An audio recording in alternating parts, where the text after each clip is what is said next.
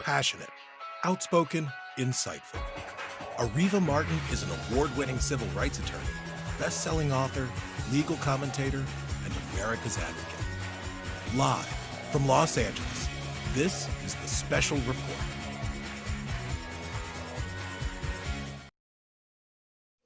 Good morning and welcome to our viewers in the U.S. and around the world. To kick off this morning's broadcast, do me a favor. Please share the show with your online friends or start a viewing party. And remember to post a comment or question. Your voice matters and I want to hear from you. The protests that have erupted all over this country in the wake of George Floyd's murder by police in Minneapolis have been described as the largest movement in U.S. history. For more than 10 weeks, protesters from Portland to New Jersey have taken to the streets demanding change. What does that change look like, though? And where does the protest movement go from here? And more importantly, what can today's protesters learn from the civil rights giants of the 1950s and 60s? Let's get at it. Today, joining me is Supervisor Mark Ridley-Thomas, who recently authored a resolution to make Los Angeles the 37th county in the nation to declare racism a public health crisis and to address systemic racism in its policies, practices, and services.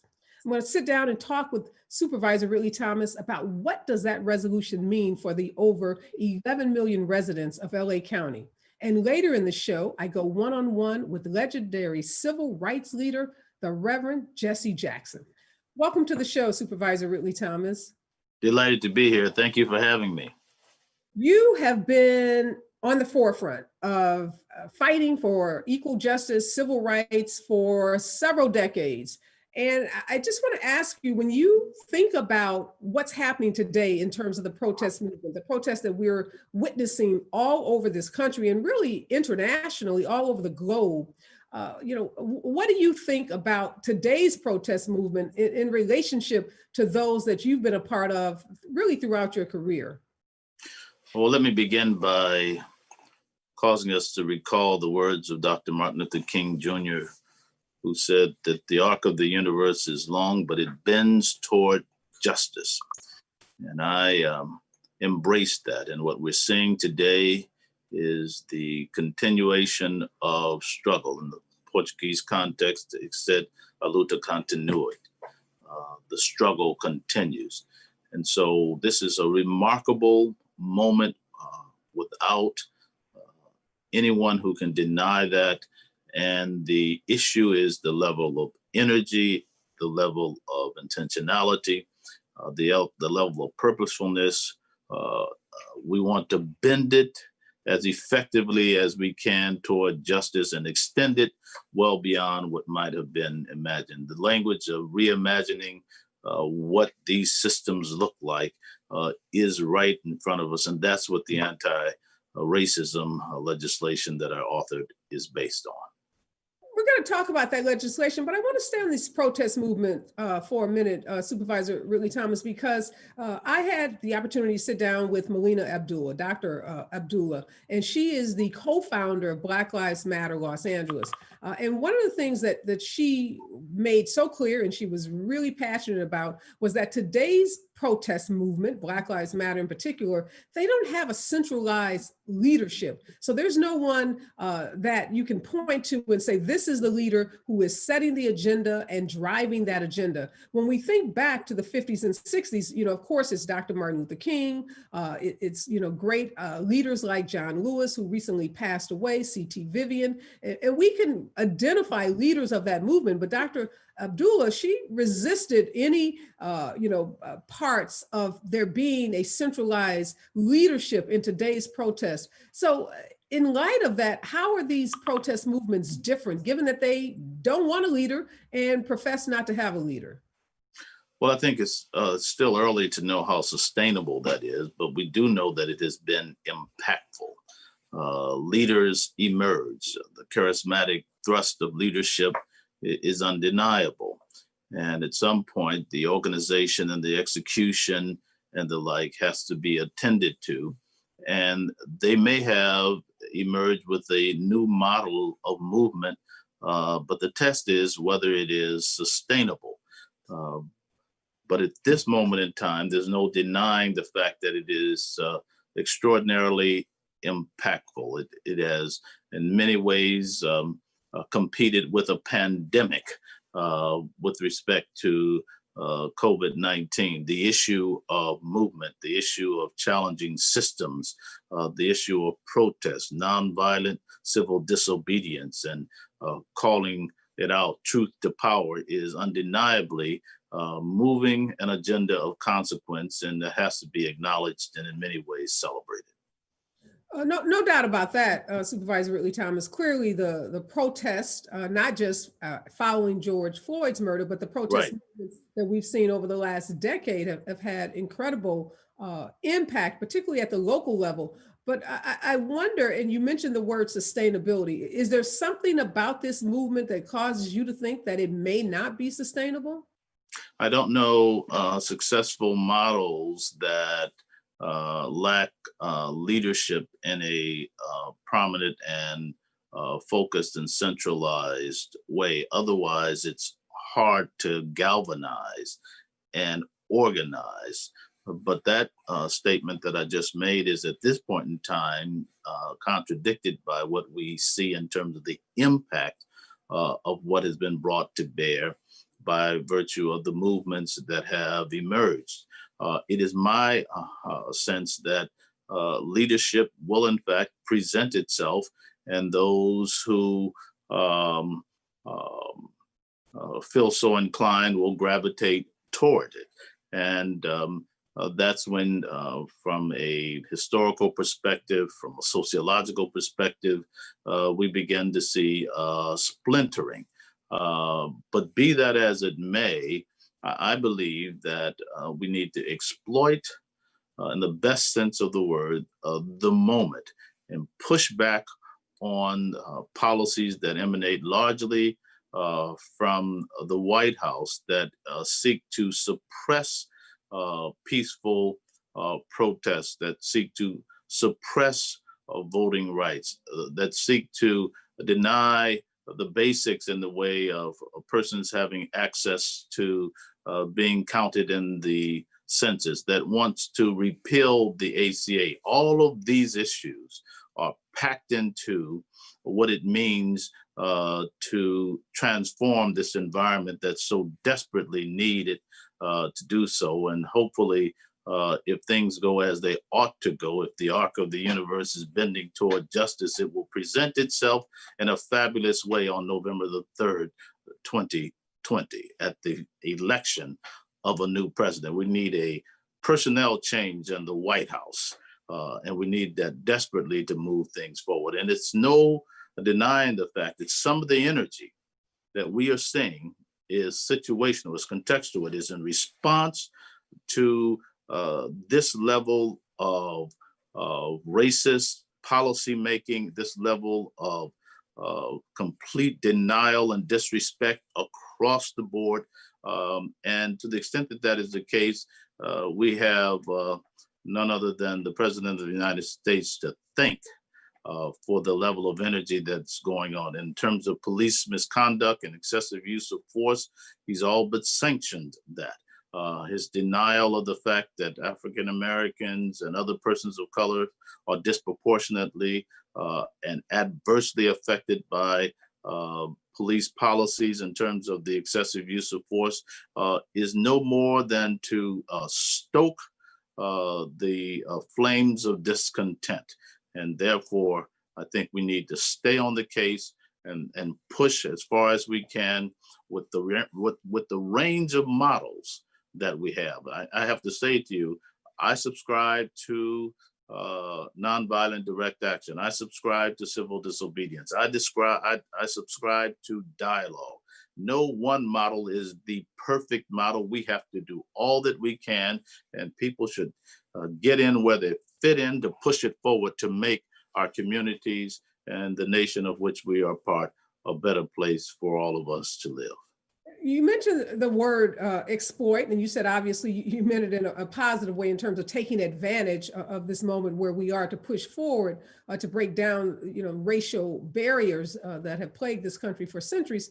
But the word exploit has come up in the protest movement in a different way. We've seen leaders, particularly recently in Portland, the head of the NAACP in Portland has said that some of the white protesters, he used the word spectacle, and they're using terms like exploit, like people are exploiting the Black Lives Matter movement and the protest around racial justice and police reform, kind of hijacking that message. So have you seen that happen in some of the protests happening in Los Angeles? And how do we prevent people who have their own agenda that doesn't have anything to do with racial justice or racial equality? How do we prevent them from hijacking the protests which have led to some of the positive change that you've identified?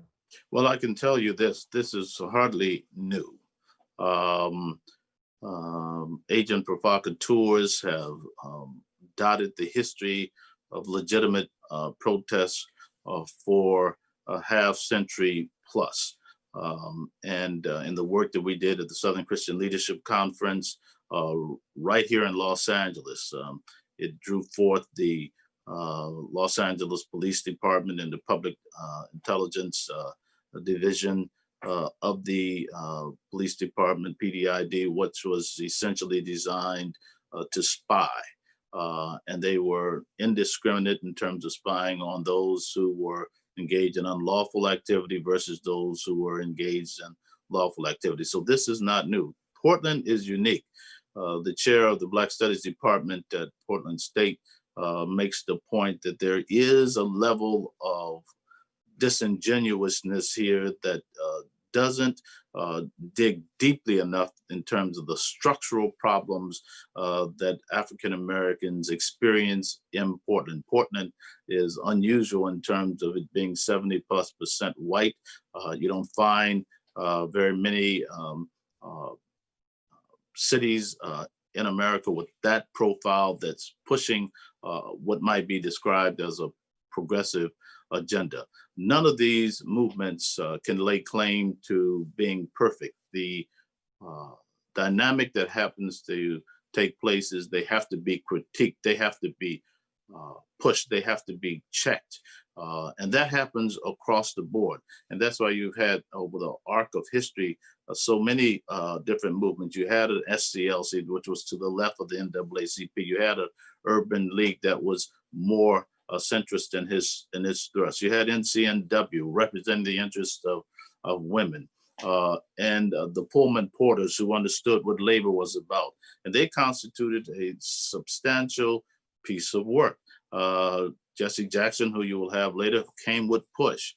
Al Sharpton came with NAM. And so there's always a variety of ways of getting this work done. And my point of view is if it's legitimate work, then get after it. Marion Wright Edelman with the Children's Defense Fund, still in place, 40 years in, working on behalf of children and trying to say these are they who are the most exploited that we can never forget, and came out of the civil rights movement with freedom schools to say we've got to invest in our future. And so I believe that there are many ways to do this work. And I believe that the phenomenon in Portland is unique, but I also feel like I want to stop you right there. Greek is important. Let me just, you're saying that you think Portland is unique, but what we're seeing, or at least being reported out by the media, is that white supremacists are infiltrating protests, not just in any one city, but in many cities across the country, and that they are, projecting this image that protests are violent. So how do we address, what could be considered, negative, what is being portrayed is this violence in these protests that really don't have anything to do with the people you just identified who've been out, on the front lines peacefully protesting. But when white supremacists show up, then we see, these negative images that really paint the whole movement in a negative light. Well, I think the first thing we have to have is a president that knows the difference between a white supremacist and someone who's earnestly pushing for constructive social change. He seems to have an inability to make the distinction, therefore he conflates. I go back to Charlottesville with respect to what happened there. And I think we shouldn't underestimate white supremacists and what they do. They are mobile.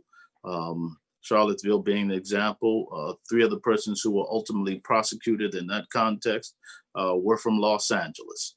And let me just give you a little indication of their profile. Double degreed from the University of California, engineer background, full-time employees.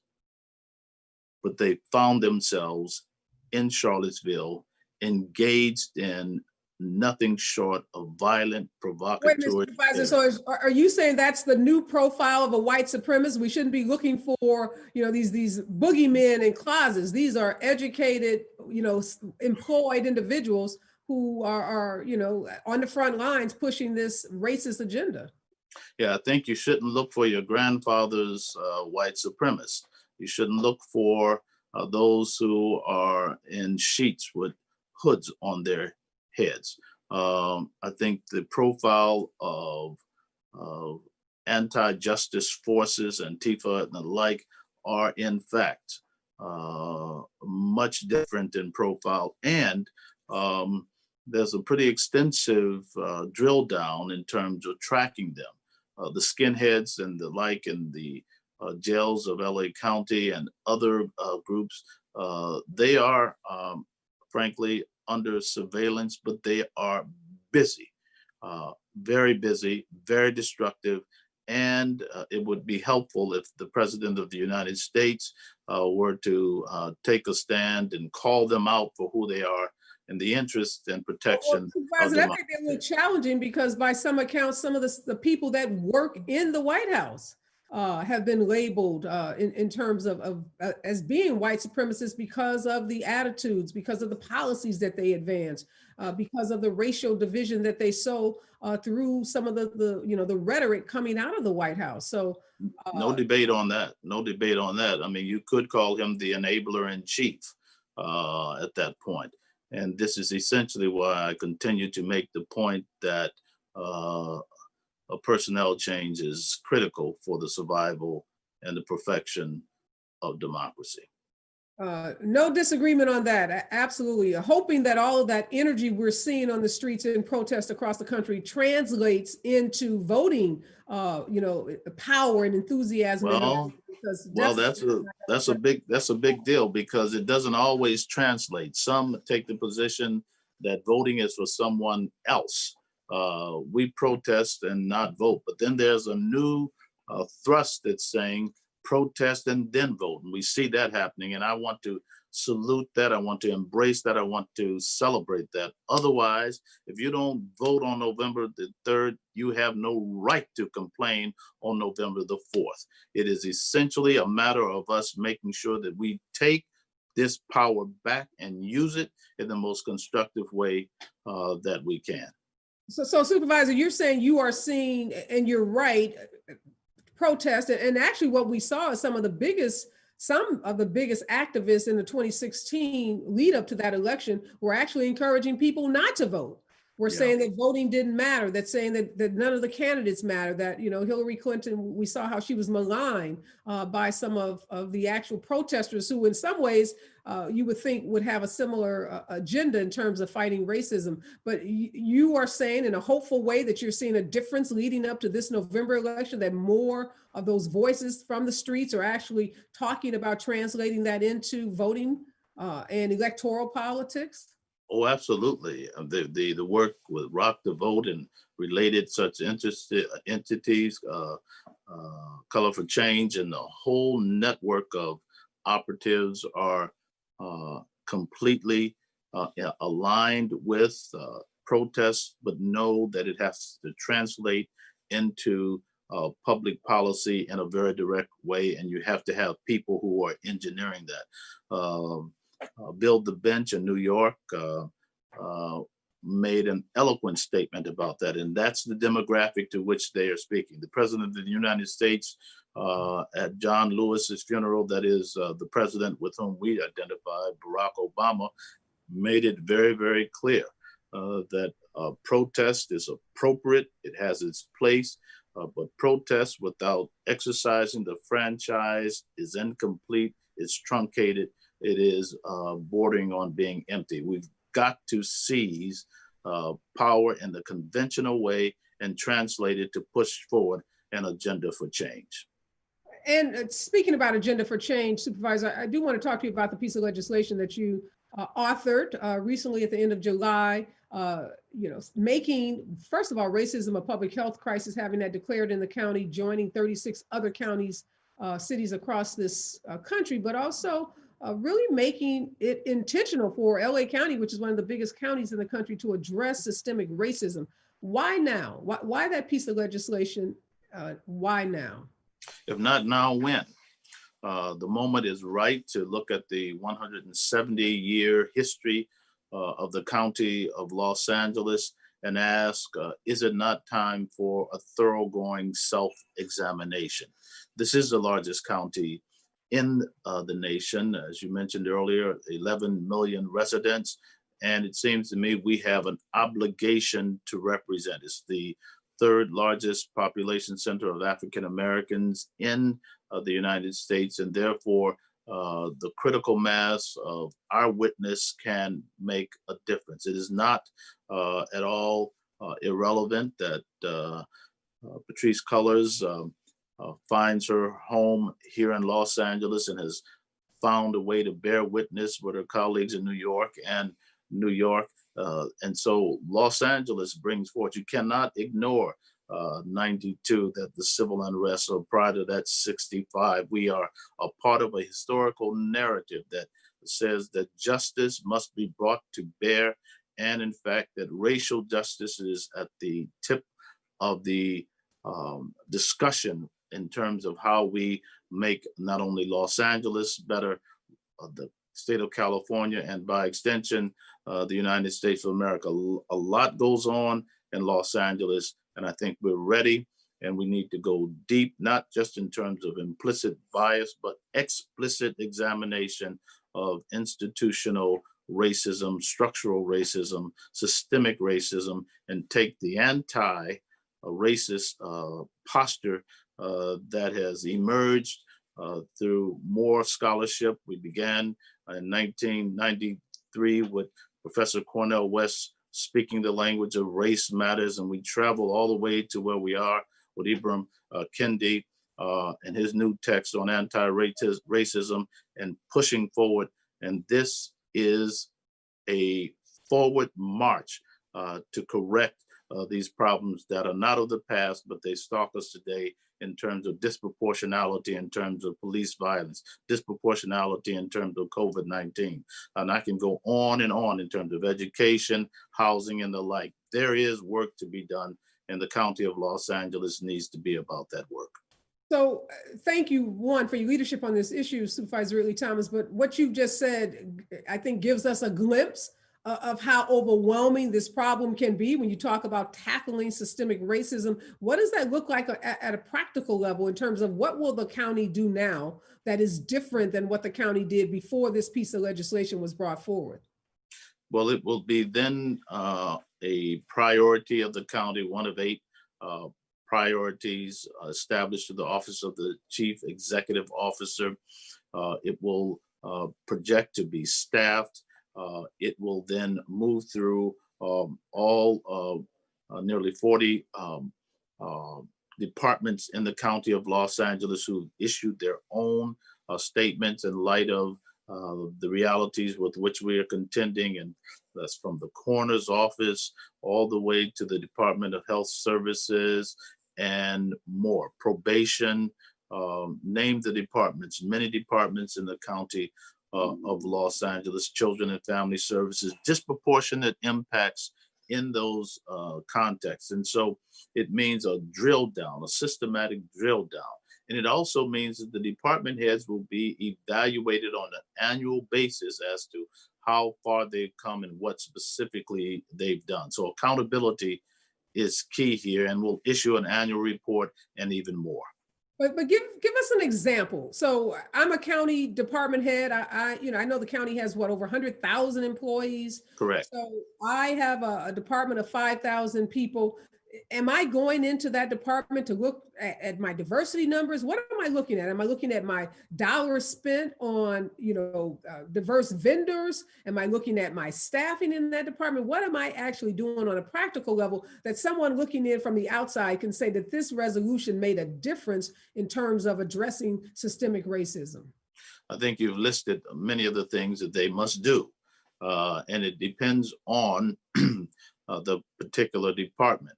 If it's the Department of Business, if it's the Department of Consumer and Business Affairs, you have to look at procurement in terms of minority owned and managed businesses and ask, what of the $36 billion budget of the County of Los Angeles and the section of that that speaks to procurement, are we prepared to increase? If it's in the Department of Health Services or public health, for an example, the question is the health outcomes. If they're disproportionately negative and out of alignment with the general population as relates to African Americans or Latinos, then the question is, what is your equity agenda to correct and try to cause those numbers to move in a different way? What is your cultural competency framework in terms of the number of people on your staff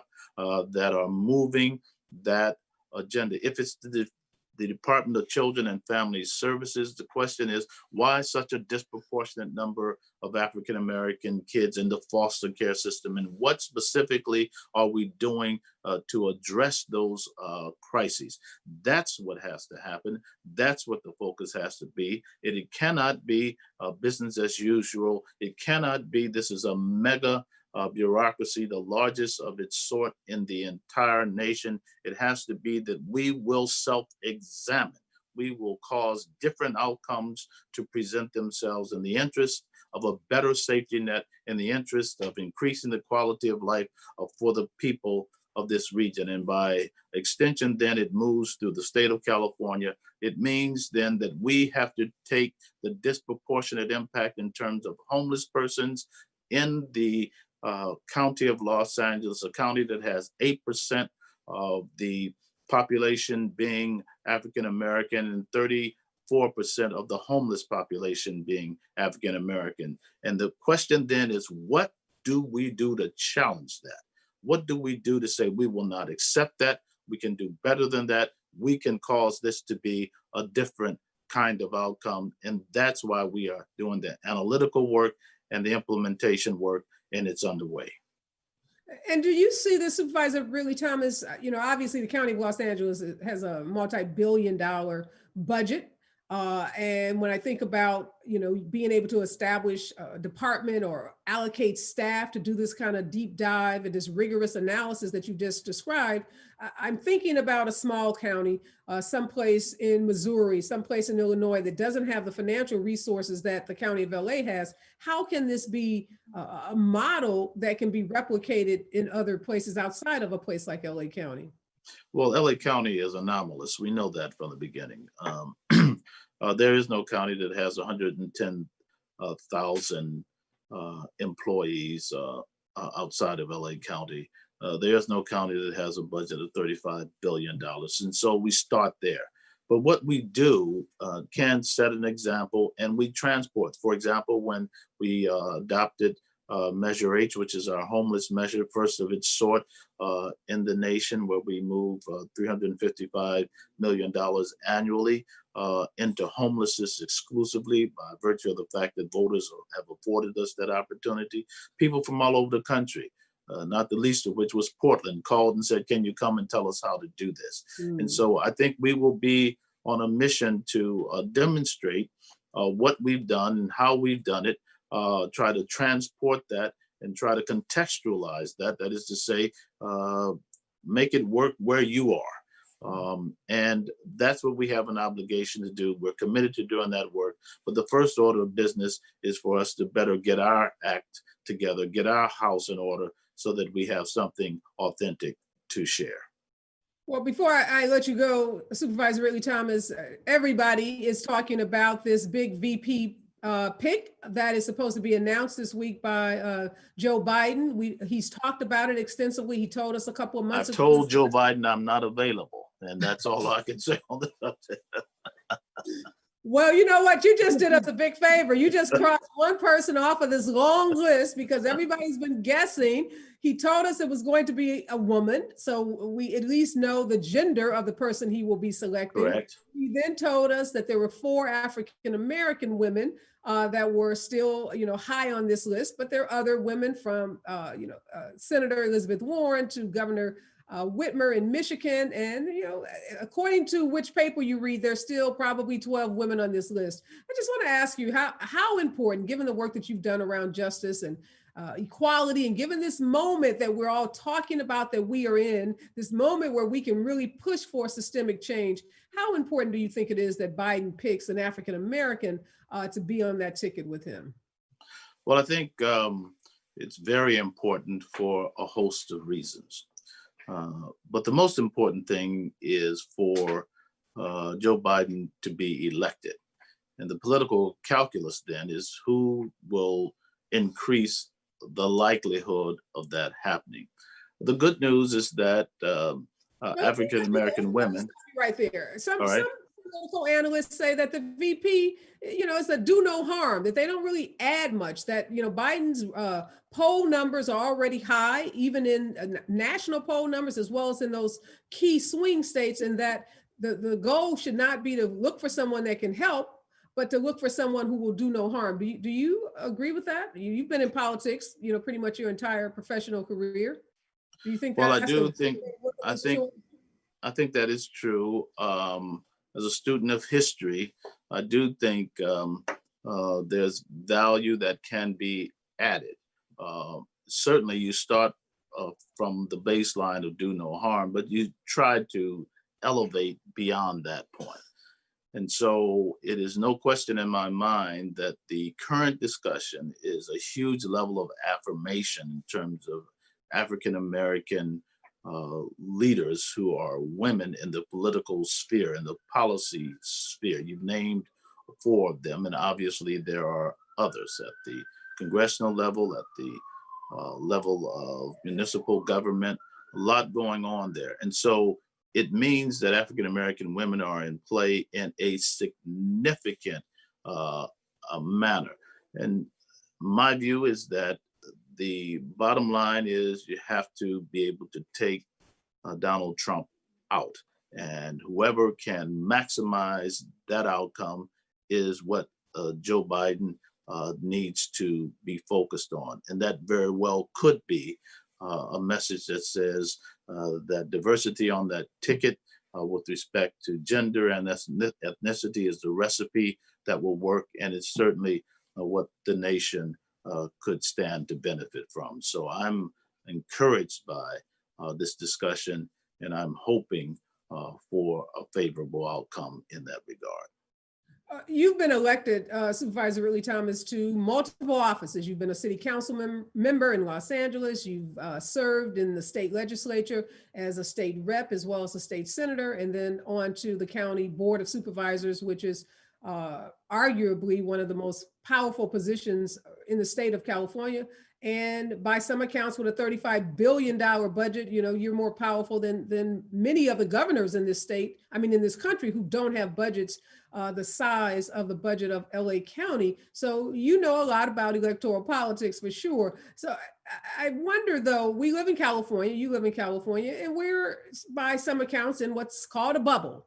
And, we tend to be on the progressive side, and having conversations about women, and definitely women of color, is something we're very comfortable with, something we promote, and something that, is quintessential Los Angeles. But I'm from the Midwest. I'm from St. Louis, and I have a lot of those Midwestern sensibilities and lots of relatives that still live in the Midwest. And when I talk to them, they're not nearly as hopeful about a woman first, and definitely a woman of color being the right way to go in an election that is so critical. There's a lot of fear from 2016, people believing that, we should have won that election, and somehow we end up with this reality star, failed businessman for president. So what do you say to those Midwesterners? I have about 10 seconds. If you could talk to my Midwestern family members who are very anxious about this female and potentially female woman of color, what words of wisdom do you have for them?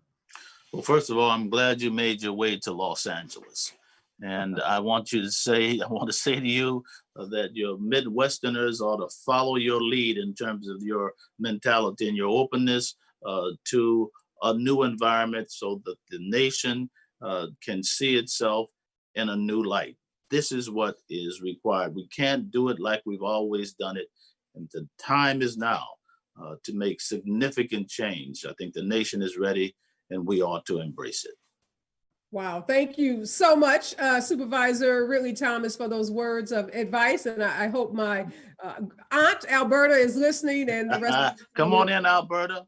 Come on in. The water is fine. Kill me for that, but she's my political buddy, and at 86 years old, she is as astute about politics as any political analyst you see on national television. But again, thank you so much for sitting down with me, Supervisor Ridley Thomas, and continue the great work that you're doing. And you know that your leadership is appreciated. Thank you very much. All right, that was Supervisor Mark Ridley Thomas, and he talked about a new way and the new way that we need to think about this nation. And my next guest has been on the forefront of thinking about new ways to think about this nation. He is a legendary civil rights leader, an activist, a Baptist minister, a former Democratic presidential candidate himself. He began his journey of fighting for civil rights over 5 decades ago. He worked directly with Dr. Martin Luther King Jr. in the 1960s and ran for president in 1984 and 1988. In his later presidential bid, he won over 6 million votes. He won 7 primaries and 4 caucuses. He has graced the cover of Time magazine multiple times.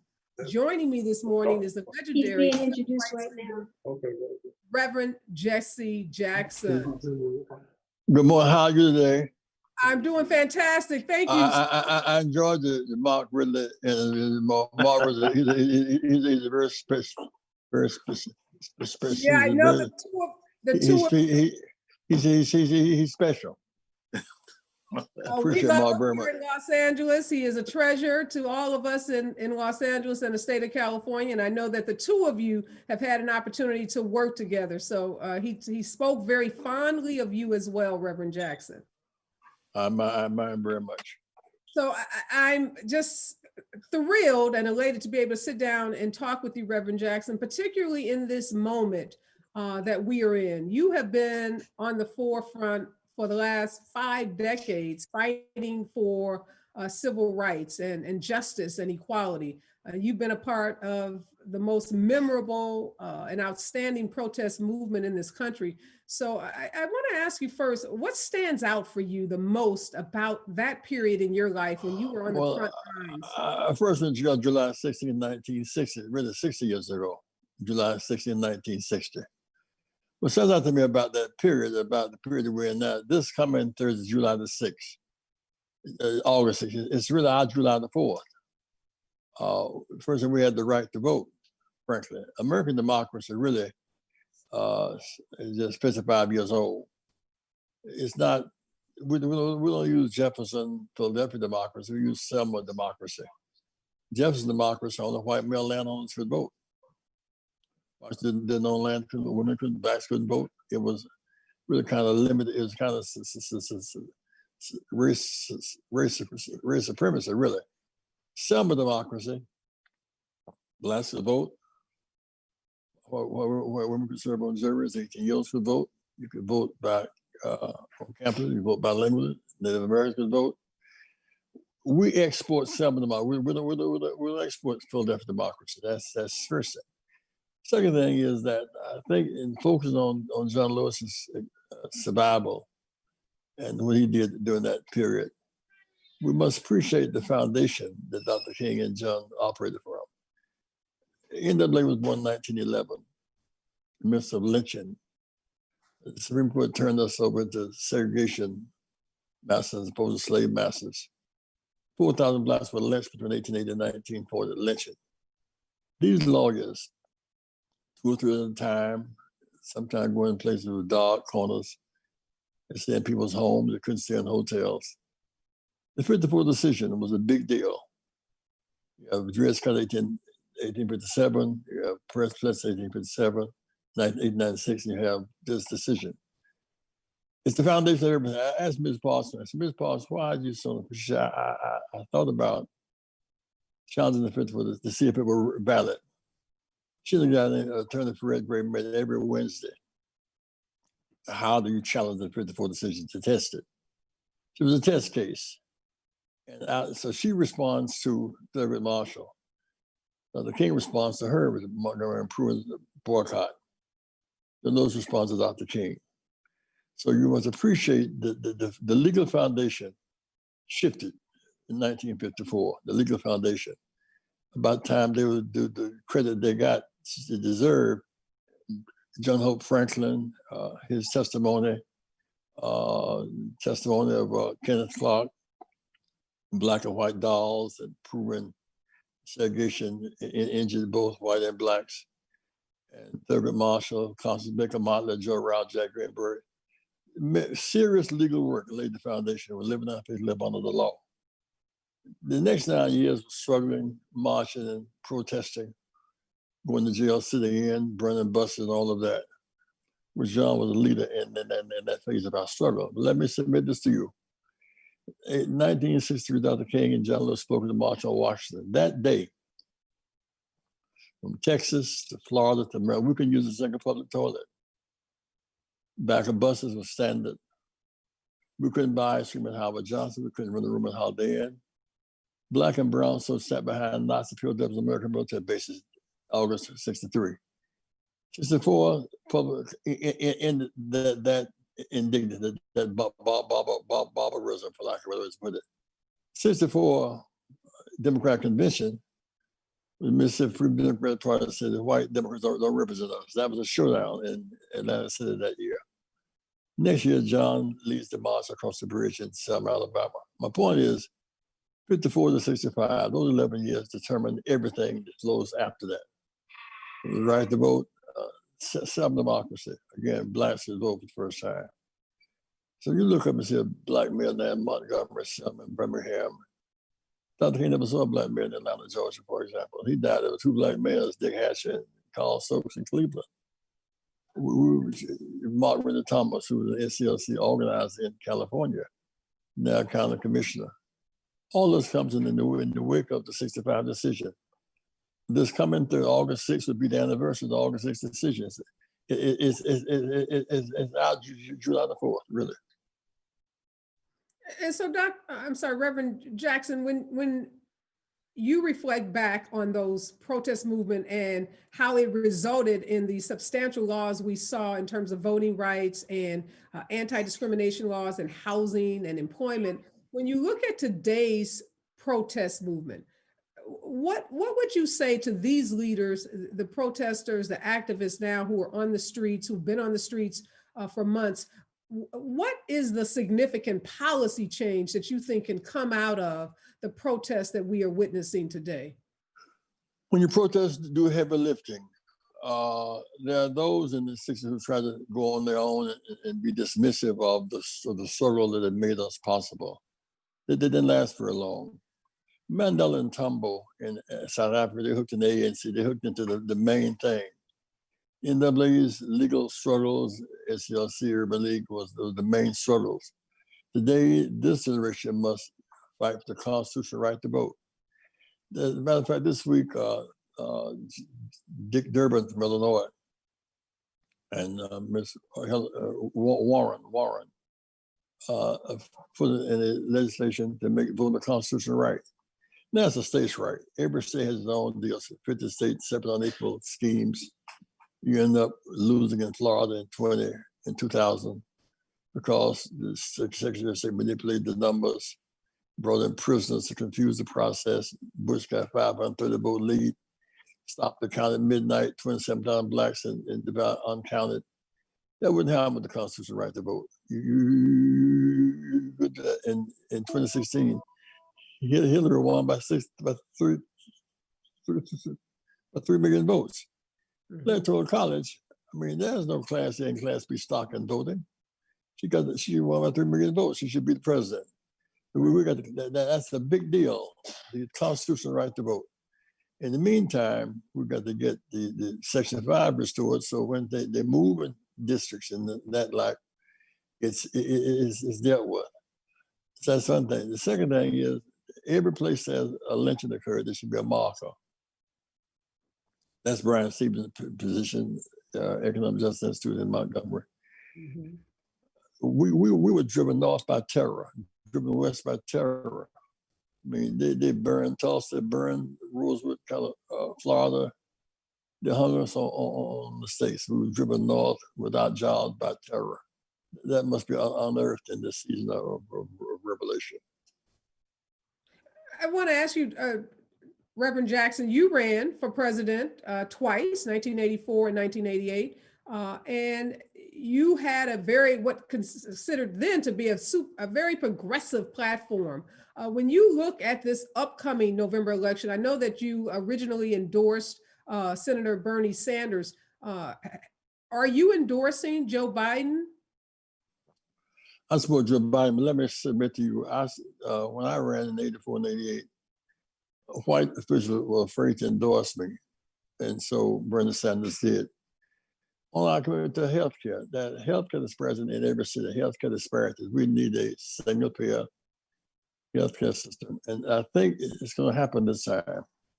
When Elizabeth Warren and Bernie talked about it during the campaign, it was seen as abstract. But now, given COVID-19, everybody must be covered. If you don't cover the driver, you're not covering the driven. The cook, you cover who they cook for. We must have a comprehensive health care. That has to be an agenda item. Health disparities in all these towns. Also, education disparities. Given the fact we're talking about virtual learning and distance learning, our kids don't have computers. Those who can teach computers, they'll be further behind. That's a big deal.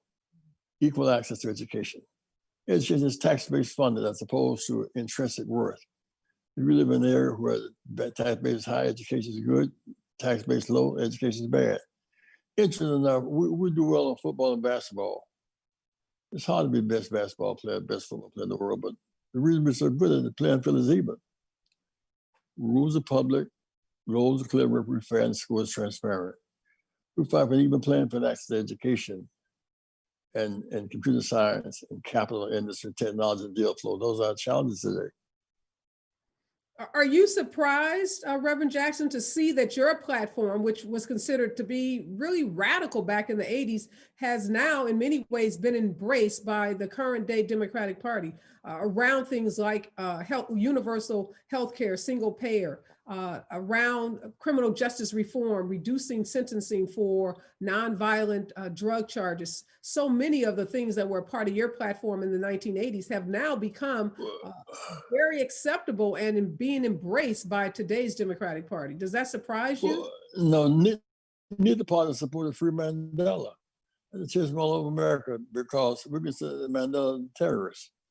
South Africa was our ally. So Mandela was on the terrorist list up in 1996 after he'd been out of jail and had been elected president. So free Mandela was considered radical. It was not. It was just basic human, basic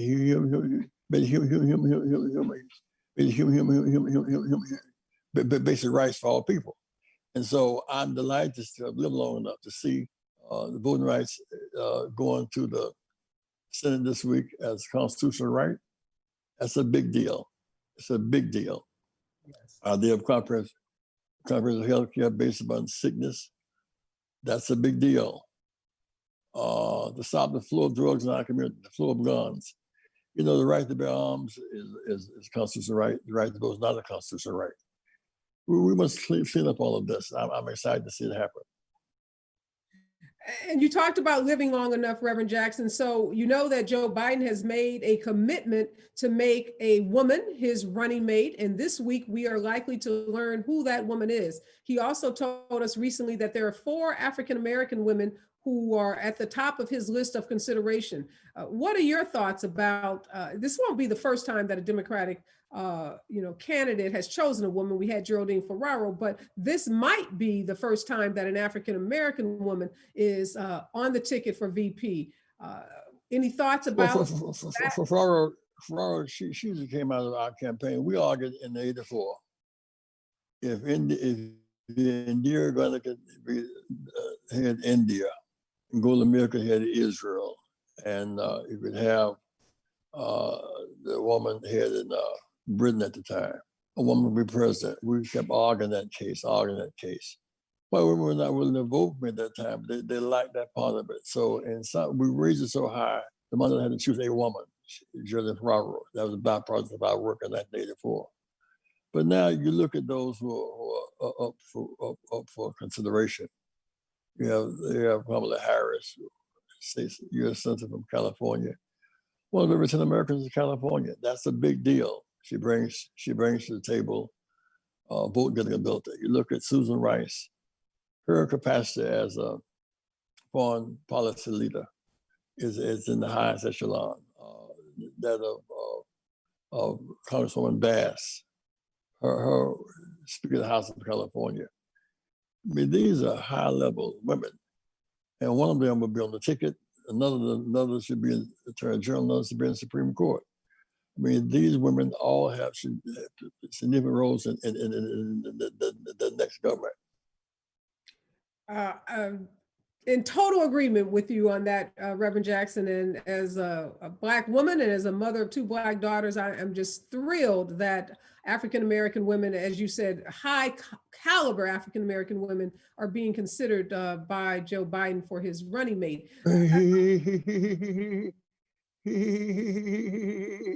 He cannot choose a Secretary of State superior to Susan Rice, for example, in terms of background experience. A woman with more credentials, in some sense, than Kamala in terms of her vote getting ability. And one of the 10 Americans in California, that's it. But now, whenever you choose, the big deal now, it seems to me, is somebody must be able to pull the South. We can win a Senate seat in North Carolina, Black guy, in South Carolina, Mississippi, Colorado. Whoever's on the ticket must be able to pull enough votes and those to turn red states blue or turn them purple. Who do you think on the list that he's considered has the ability to do that, to help him pull the South, Reverend Jackson? Well, I don't want to say, I don't want to get in the crossfire of the endorsement because all of them are so qualified. I would want to say anything here today that diminish their option to be on the ticket. All the well qualified to be on the ticket.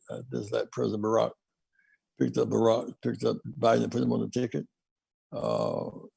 Black women put Biden on their shoulders, took him across the country. He should put one on his ticket. He's humbly doing the right thing. I support Joe Biden in that effort.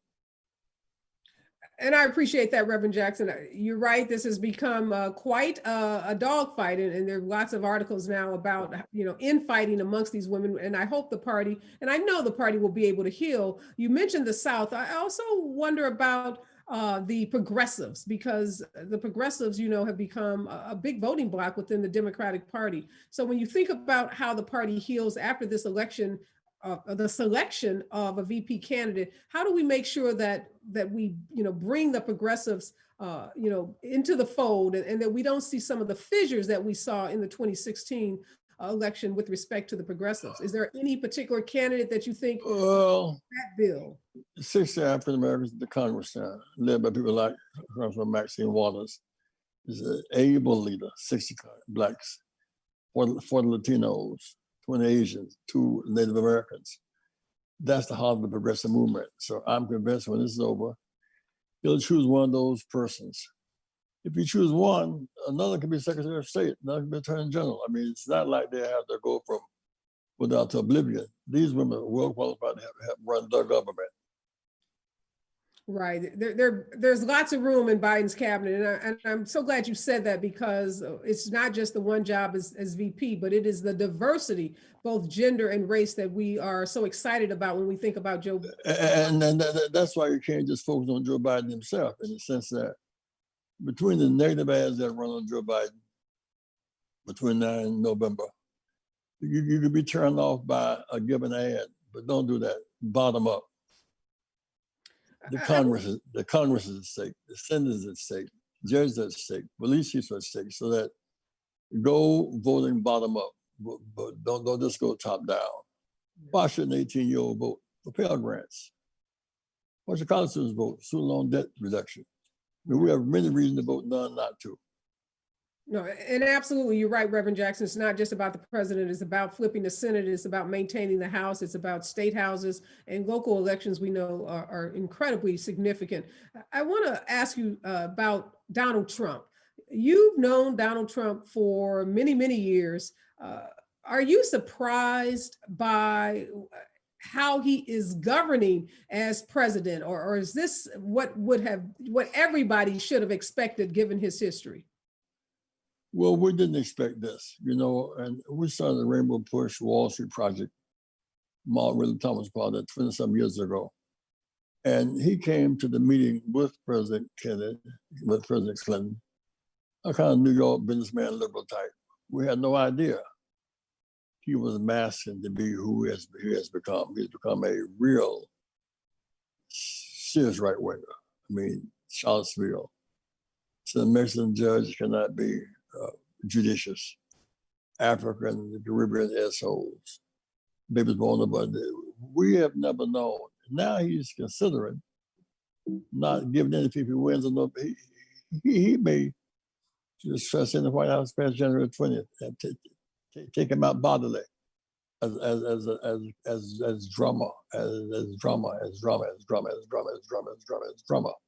So be very aware that he is in some very dangerous waters right through here.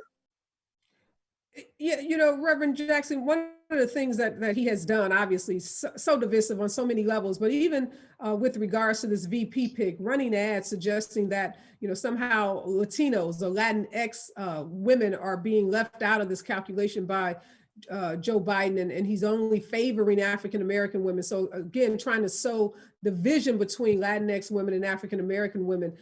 I want to ask you, though, how as a country do we fight back against this divisive president? He has the bully pulpit. He's able to get on television every day, masquerading with these coronavirus task force briefings that are really campaign rallies where he gets to sow more of that kind of divisive rhetoric. How do we fight back against Donald Trump and he will not have it long. That's the good news. Second news is that we have the right to vote. We didn't always only hope for change. Now we in fact have the power to vote for the next president and determine the next president. And the Supreme Court, the Congress, House, and Senate, we have that power. So I said, keep your eyes on the process. Don't be diverted by. He manipulates the media through Twitter. He says the cows of the moon, the rest of those cows and moons. He's manipulating. I'm saying focus on voter registration, right, census, and voter suppression. Voter registration, census, and voter suppression. right. Those three things must matter the most. Whatever he says, he won't have much longer to say it. We vote our hopes and not our fears. Oh, from your lips to God's ears, absolutely, Reverend Jackson. I just want to ask you before I get out, you've done so much. Your body of work is so expansive. We cannot think of a moment in the fight for civil rights, over the last 50, 60 years, as you just said, that doesn't include you being involved, being, on the front lines, being a leader in this movement. When future generations read about Reverend Jesse Jackson, what is it that you would want them to say and to know? And quite simply, what do you want your legacy to be for future? I joined the movement. I never stopped serving. John Lewis joined the movement. he joined it.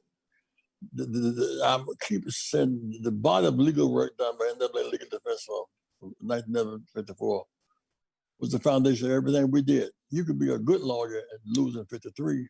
You could poor lawyer win in 55 when the law changed. Matter of fact, the folks in the Montgomery bus boycott. The big deal was at 56 when they ratified the 54 decision.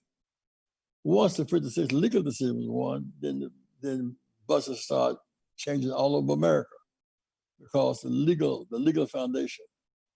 Don't forget the work of Thurgood Marshall and Joe Rao and Jack Greenberg, Constance Baker Motley. They played a huge role in Attorney Matthew Perry.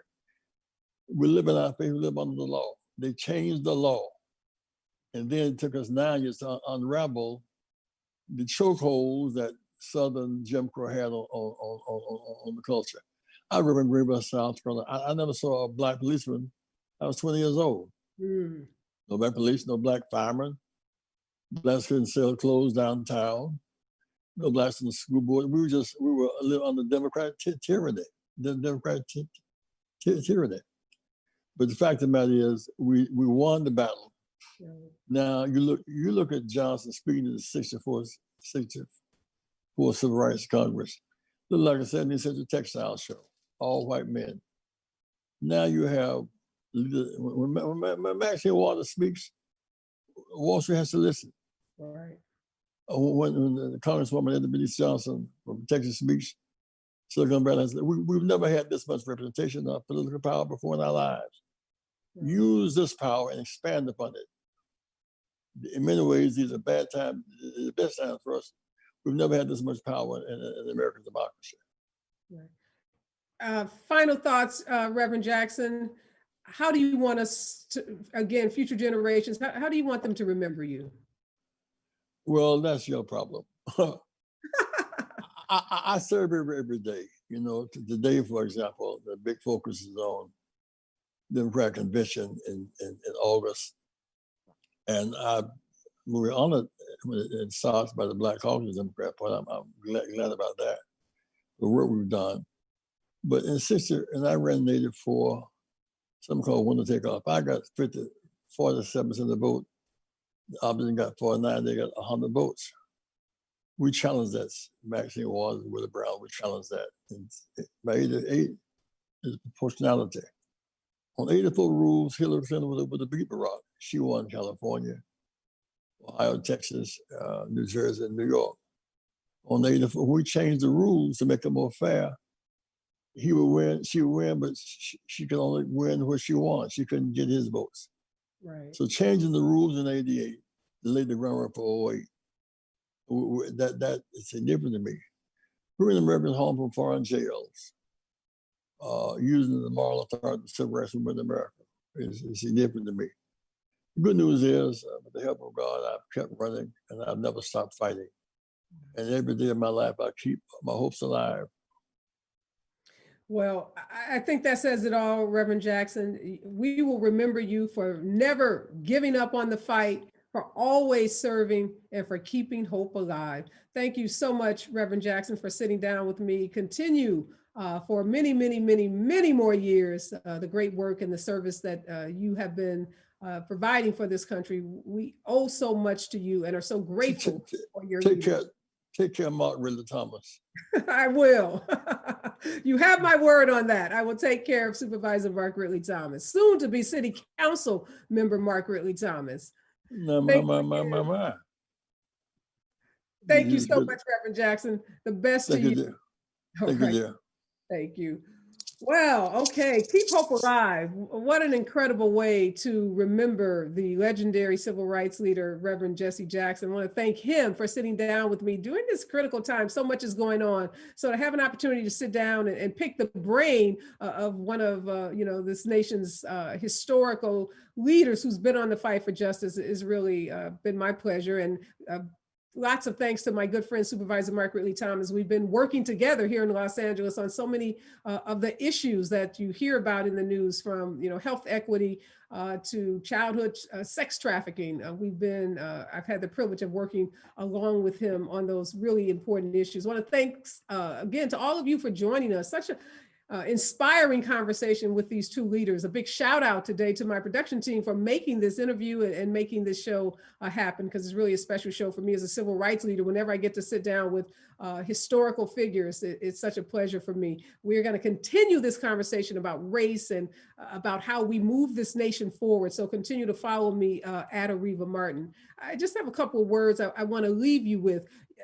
John Lewis, and you heard Mark Ridley Thomas talk about John Lewis. You heard Jesse Jackson talk about Congress member John Lewis in his powerful eulogy and service last week. I was so moved by everything that was said, and also by this powerful op-ed that he wrote in the New York Times, that he was so strategic. He told them not to publish it until the day of his funeral. And in that article, he said that ordinary people could redeem the soul of this nation by getting into what he called good trouble. And he said voting and participating in the democratic process were key.